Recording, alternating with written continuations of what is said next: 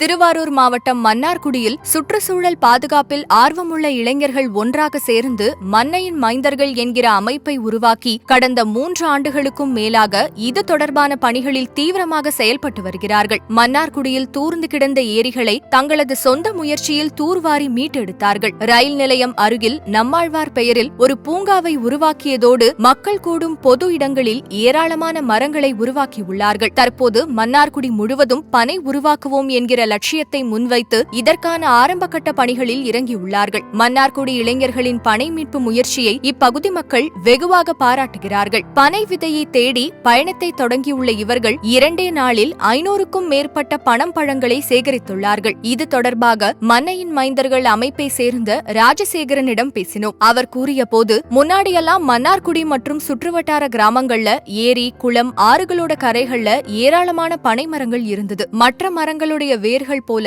பனை மரத்தோட வேர்கள் இருக்காது. இதோட வேர்கள் குழாய் மாதிரி இருக்கும். தண்ணீரை சேகரிச்சு ஒரு இடத்துல இருந்து இன்னொரு இடத்துக்கு கொண்டு போகும். தண்ணீர் கசிவினால நீண்ட தூரத்துக்கு தண்ணீர் ரேகைகளும் உருவாகும். ரொம்ப ஆழத்துல உள்ள நிலத்தடி நீரை கூட பனை மரத்தோட வேர்கள் மேல கொண்டு வந்துடும். அசுத்தமான தண்ணியை சுத்திகரிப்பு செஞ்சு நல்ல தண்ணியா மாத்தி தரக்கூடிய ரொம்ப உன்னதமான பணியையும் இந்த வேர்கள் செய்யும். மண்ணரிப்பையும் இது தடுக்கும். இதனாலதான் நீர்நிலைகளுடைய ஓரங்கள்ல நம்ம முன்னோர்கள் பனை மரங்களை உருவாக்கினாங்க. பனை மரங்கள் அழிஞ்சதுனாலதான் நிலத்தடி நீருக்கு ரொம்ப மோசமான தட்டுப்பாடு உருவாகிருக்கு. மறுபடியும் மன்னார்குடியில உள்ள நீர்நிலைகள்ல ஏராளமான பனை மரங்களை உருவாக்கணும் அப்படின்னு முடிவு பண்ணோம். எங்க அமைப்பு சேர்ந்த இளைஞர்கள் தங்களோட படிப்பு வேலைகளுக்கு இடையில கூட பனை விதை சேகரிப்புல இறங்கணும். 2 நாள்ல 500 பழங்கள் கிடைச்சிருக்கு. ஒரு பழத்திலயும் 1-3 விதை இருக்கும். ரொம்ப அரிதா ஒரு சில பழத்துல 4 விதை கூட இருக்கும். சில பேர் விவரமே தெரியாம அந்த பழத்தை அப்படியே முழுசா மண்ணுக்குள்ள பதியம் போடுறாங்க. அது மாதிரி விதைச்சோம் அப்படின்னா உயிர் பிழைச்சு வராது. பழத்தை நல்லா வெயில்ல காய வச்சு விதைய தனியா பிரிச்செடுத்து சணல் சாக்குல கட்டி வச்சு